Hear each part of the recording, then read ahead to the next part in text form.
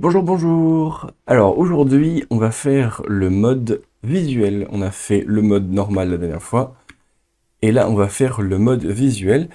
Et on a de la chance parce que comme c'est un mode qui est tout aussi utile, mais quand même beaucoup moins riche, on va pouvoir y aller à peu près à fond et voir toutes les petites choses qu'on peut faire. Alors, donc le mode visuel, la base, c'est on appuie sur V. Et on a une espèce de petite sélection surlignage.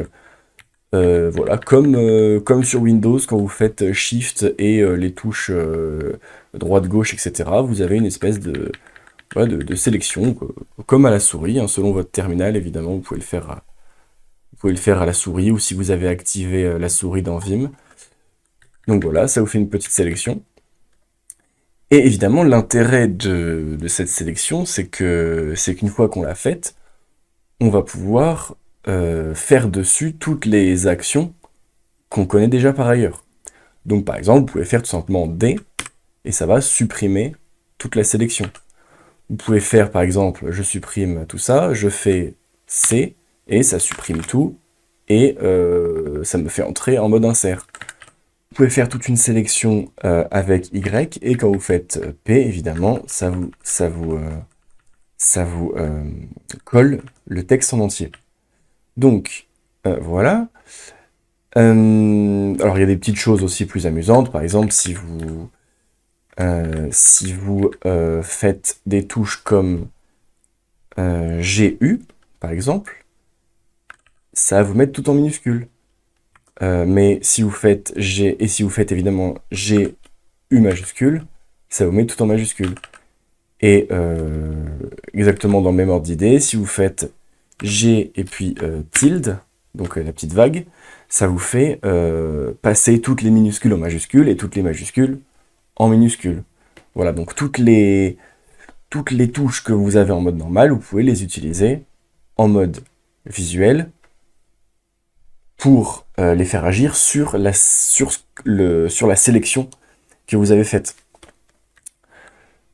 Ensuite, donc, il y a si on insiste du coup sur les façons de faire la sélection en elle-même, il y a plusieurs modes de sélection. Donc celui que je viens de vous montrer évidemment c'est le V tout seul. Donc le V tout seul, ça démarre de la position de votre curseur et du coup ça finit à l'endroit où vous mettez euh, votre où vous déplacez le curseur. Et donc c'est sensible aux colonnes. Donc là vous avez vu, j'ai commencé à la colonne 2, et donc dans ma sélection va commencer à la ligne où j'étais, mais à la deuxième colonne. Et la fin de ma section, c'est pareil, c'est sensible à la colonne où je suis. Il y a aussi une sélection en ligne, et donc là c'est maj V, donc V majuscule, et cette fois-ci, ça sélectionne obligatoirement les lignes en entier. Voilà, il y a un dernier, donc il y a le bloc visual mode qu'on va voir à la fin. Euh, Avant, je veux voir les lettres O, ça c'est très pratique. Le O, ça permet euh, comment dire, de mettre votre curseur de l'autre côté de la sélection. Donc là, par exemple, j'ai le curseur qui est en bas de ma sélection, donc je sélectionne vers le bas, mais si je fais O, ça me met le curseur de l'autre côté, et donc ça me permet de sélectionner de l'autre côté. Voilà, donc ça c'est très pratique. Pour quitter une sélection, évidemment, vous faites échappe. Alors échappe, comme les terminaux, ils peuvent attendre une touche, ça peut mettre une seconde à agir. Vous voyez, moi c'est mon cas chez moi, par exemple, quand je fais échappe, hop, il faut que j'attende une seconde pour que ça sorte de la sélection. Il y a deux solutions de contournement à ça. Soit vous faites échappe puis un mouvement, donc par exemple échappe J, et là vous reprenez directement le contrôle. Soit vous pouvez faire CTRL C. Donc là CTRL C, vous reprenez directement le contrôle. Voilà. Ensuite, on a le G, on a les GV et avec les chevrons. Donc ça c'est pour revenir à une sélection qu'on a faite. Donc par exemple, j'ai fait V et ensuite le text object inside word, donc j'ai sélectionné mon mot en entier, puis j'ai quitté la sélection avec CTRL-C, je suis allé voir quelque part ici, et je veux retourner à la sélection que j'avais, eh bien je fais GV, et ça revient à ma sélection. Donc ça peut être presque un système léger de marque, quelque part, pour revenir à un endroit.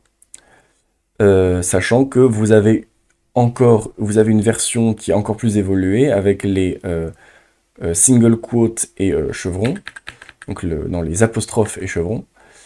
Donc là, vous avez une sélection, vous la quittez, et quand vous faites apostrophe et chevron ouvrant, ça vous met à la première ligne de la sélection que vous avez, de la dernière sélection que vous avez quittée. Et si vous faites apostrophe chevron fermant, ça vous met à la dernière ligne de la dernière sélection que vous avez faite. Voilà. Et il nous manque du coup le mode bloc. Le mode visual block, c'est un mode qui est rigolo. Donc comment on le fait? Hop. C'est un mode qui va faire une sélection comme ça, avec des blocs. Vous voyez, donc au lieu de faire ligne ou colonne de première ligne à colonne de deuxième ligne, ça va vous faire une espèce de bloc en colonne comme ça, qui a les mêmes colonnes de début et de fin, aussi bien sur la première ligne que sur la dernière ligne. Et donc pareil, vous pouvez faire O pour passer du début à la fin, sauf que là vous avez aussi un O majuscule qui vous permet de, je sais pas trop comment le définir, mais ça vous permet d'aller à droite à gauche sur la même ligne. Voilà, de vous déplacer comme ci, comme ça. Ce mode bloc, on y entre en faisant CTRL-V. C'est ça que j'aurais dû commencer par là. On entre dedans en faisant CTRL-V.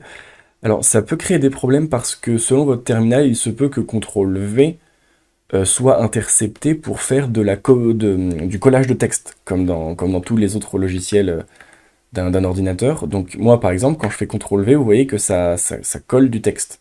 Ça colle le dernier texte que j'ai copié. Donc, j'ai une solution de contournement pour ça.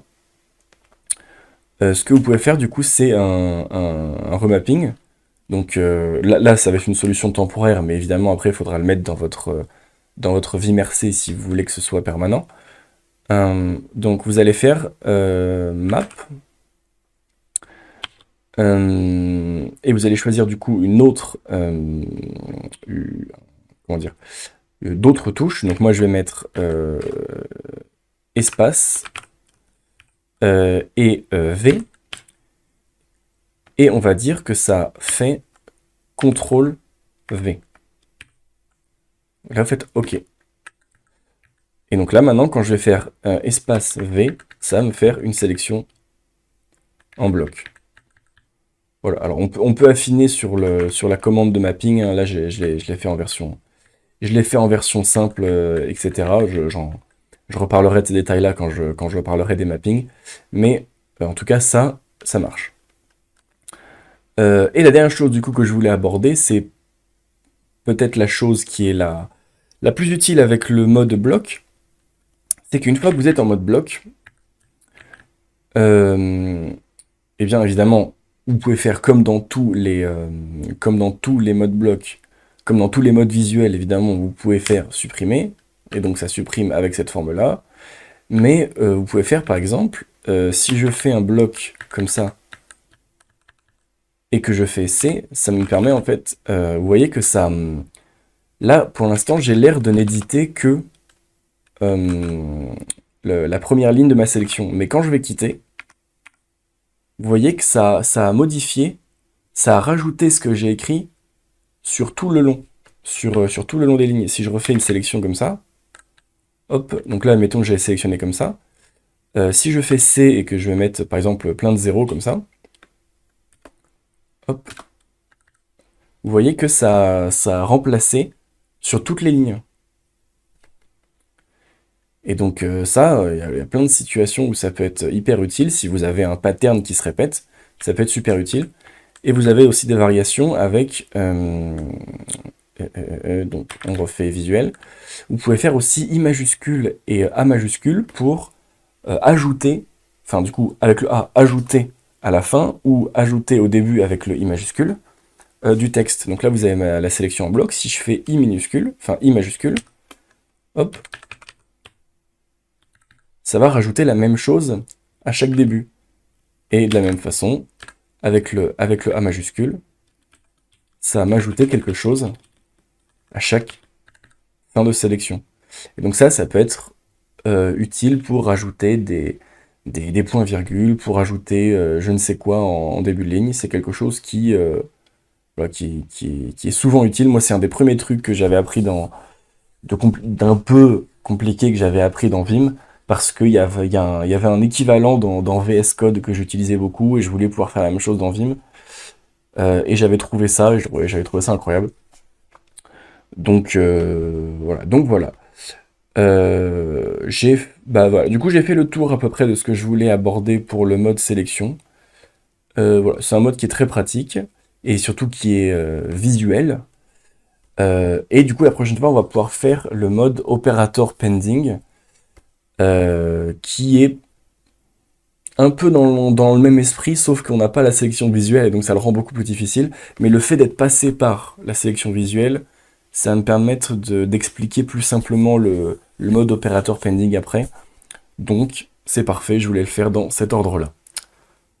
Voilà, voilà, à la prochaine!